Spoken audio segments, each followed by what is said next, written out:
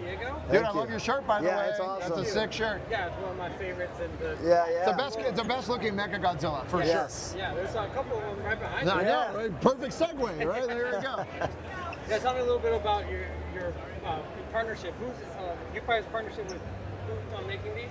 Well, Toho. We make them. Yeah, we make them. Toho owns the Godzilla license, obviously, and they allow us to interpret their characters in different ways, right? So these actually, I designed them. They're Mechagodzilla interpreted as a linoleum block print style. As an artist, I've been doing linoleum block prints for a while. Big Godzilla fan, and been blessed by Toho to be able to create alternative movie posters for a lot of their films. So when the opportunity came to work with Hector years ago, I said, Hector, can we do toys in this style? Everybody's told me that my style won't work in 3D. And he goes, no, we can do it. And at that point, we launched my first Godzilla. It was kind of like a vinyl statue in 21. Sold out, big way. And so we came back around, Mechagodzilla. These have all sold out. We have a handful that we brought to the booth as exclusives that we usually hold back in case people get damaged ones or whatever. Safety stock. Basically, this is the last of the crop. The last of the last. In fact, this whole shelf is the last of the crop for everything here. Yeah. These are like, there's like 2 left in existence, basically, of this Rogue, of this Omega Red. Yeah. So we bring warehouse finds to these type of shows because people love the opportunity to get these figures that have been long sold out. Yeah. So if you learn about Mondo later, these are already sold out, and you're at Comic-Con, you have a chance to complete and fill that hole in your collection. Exactly. Now, by far, no shade at any of the other booths for Funko, you guys are the busiest booth. Yeah, well, you know, Funko has an amazing fan base, and being able to be part of that family, we've actually met a lot of new fans that are Funko fans, and they've come over and sold out live on your thing. Oh, sold the last one. Awesome. Last one. Thank you. So the idea is that their fans are so passionate, and Funko has introduced us to them, and so now I think they're discovering a whole new collection style, and they're here and they're just celebrating with us on all of it. Yeah. Now besides that, you also have vinyls. I see that Jaws 50 vinyl. Yeah, let's go. What's up, dude? What's up? Good to see you, man. How's it going? Literally a month ago, we put out this amazing capital which had this record designed by the incredible Alan Hines, which is a first for record vinyls where the actual jacket folds down and reveals the fin, which is such a cool design. And here at Comic-Con, we have this exclusive golden colorway, right? Yeah, for the 50th anniversary. For the 50th anniversary and celebration of that. And so we also released a figure that sold out. We had a poster, and we had another record as well. And yeah, so we celebrated the Jaws 50th in a big way. Yeah, as it should be. We've been celebrating all summer. 100%. What are some of the items that you're most excited for? I'll show you mine. Let's go over here. Yeah, follow Hector. Yes. For me, what this gentleman's shooting perfectly. Over the Garden Wall, for me, is a big accomplishment for us. It's one of my favorite shows. I watch it every Halloween, and it's something we've been wanting to do for a long time in figures. And this is a great way to debut it. This is our Mondo squads, and a Mondo squad is essentially we're putting a whole entire collection of the essential characters into one box, and you can get the core group. So it's what you see here, this whole thing with the pumpkin and Enoch, that's one set. You can buy the whole thing in one go. It's not individual figures. And then this over here is another set. So this is chapter 1, and this is chapter 2. And you can get them both, in these sets. But same with down here with Rocco.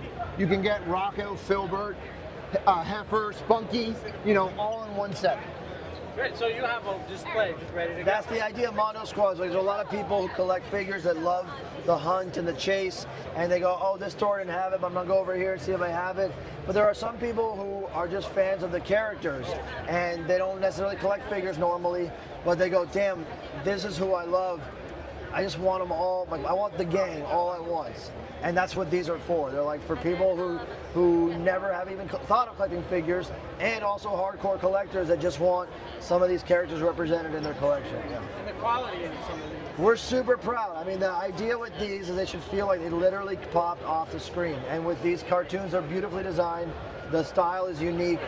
You have to interpret that carefully because otherwise it can look like a cheap knockoff, right? Yeah, and the whole point of the squads is not to make like a uniform product. No. It's like they should feel like they popped out of the screen and be representative of the era of that animation. So for example, like Beavis and Butthead were really hard to nail because we wanted it to feel like that era of the show. We weren't going to just cheap out with like, you know, oh, it's going to be a standard look or whatever. We really wanted to capture that. But same with Rocko's Modern Life.